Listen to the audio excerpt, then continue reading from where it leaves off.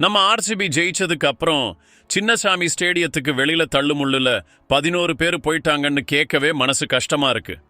அதுல நம்ம விராட் கோலி மேலையும் புகார் சொல்லியிருக்காங்களாமே. இதுக்கு முன்னாடி ஆர்சிபி மேலையும் ஈவெண்ட் கம்பெனி மேலையும் புகார் போயிருந்துச்சு. எஃப்ஆர் போட்டு சில பேர் அரெஸ்ட் பண்ணாங்க. அதுல விராட் கோலியோட நெருங்கிய நண்பர் மார்க்கெட்டிங் ஹெட் கூட மாட்டினாரு. இப்ப கோலி மேலையும் புகார் வந்திருக்கு. ஜூன் 3 நம்ம ஆர்சிபி கப் அடிச்சதுல பெங்களூர்லயும் அகமதாபாத்லயும் ஒரே கொண்டாட்டம். அதுக்கப்புறம் ஜெயிச்ச சந்தோஷத்துல ஊர்வலம் போகலாம்னு முடிவு பண்ணாங்க. எல்லா பிளேயர்ஸும் ரசிகர்களும் வந்திருந்தாங்க. ஆனா கூட்டம் 3 லட்சத்துக்கும் மேல இருந்துச்சு. ஸ்டேடியத்துக்கு பிளேயர்ஸ் வந்து கப்லாம் தூக்கி கொண்டாடினாங்க. ஆனா வெளியில என்ன நடந்திருக்கும்னு உள்ள இருந்தவங்களுக்கு தெரிஞ்சிருக்க வாய்ப்பில்லை. வெளியில தள்ளுமுள்ளுல மக்கள் கஷ்டப்பட்டிருக்காங்க. ஆனா யாருக்கும் எதுவும் தெரியலன்னு சொல்றாங்க. இப்ப கோலி மேல புகார் வந்திருக்கு. 2 நாளா சோஷியல் மீடியால அரெஸ்ட் விராட் கோலின்னு ஒரு ட்ரெண்ட் போயிட்டு இருக்கு. நிறைய விஷயங்களை இதுல சம்பந்தப்படுத்திட்டு இருக்கிறாங்க. அது என்னன்னு சொல்றேன். ஆனா முதல்ல புகார்ல என்ன சொல்லியிருக்காங்கன்னு பாப்போம். விராட் கோலி சோஷியல் மீடியால வருத்தம் தெரிவிச்சாரு. ஆனா சமூக ஆர்வலர் எஸ்.எம். வெங்கடேஷ் தன்னோட புகார்ல விராட் கோலியை தான் காரணமா சொல்லியிருக்காரு. ஆனா இன்னும் எஃப்ஆர் போடல. ஏற்கனவே போட்ட கேஸ்ல இதையும் சேர்த்து விசாரிப்பாங்கன்னு சொல்லியிருக்கிறாங்க. கர்நாடக முதல்வர் சித்தராமையா விசாரணைக்கு உத்தரவு போட்டாரு. அதுக்கப்புறம் அரெஸ்ட்லாம் பண்ணாங்க. ஸ்டேடியத்துல 35,000 இருந்து 36,000 பேர் வரைக்கும் தான் போக முடியும்.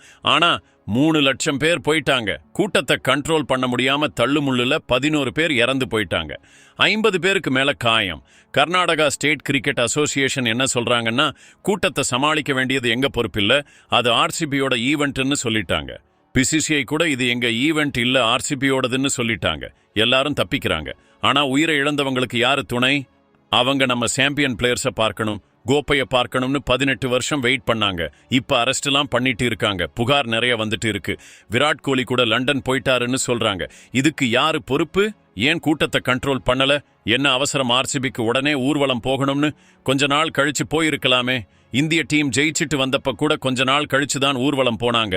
கௌதம் கம்பீர் கூட இந்த மாதிரி ஊர்வலம் போறதுல நம்பிக்கை இல்லைன்னு சொல்லியிருக்காரு. மும்பை டீம், சென்னை டீம்லாம் ஜெயிச்சா கோயிலுக்கு போவாங்க, ஊர்வலம் போக மாட்டாங்க. ஆனா இவங்க ஊர்வலம் போனதுல 11 பேர் உயிரை இழந்திருக்கிறாங்க. 50 பேர் காயம் பட்டிருக்கிறாங்க. விசாரணை தொடங்கிடுச்சு.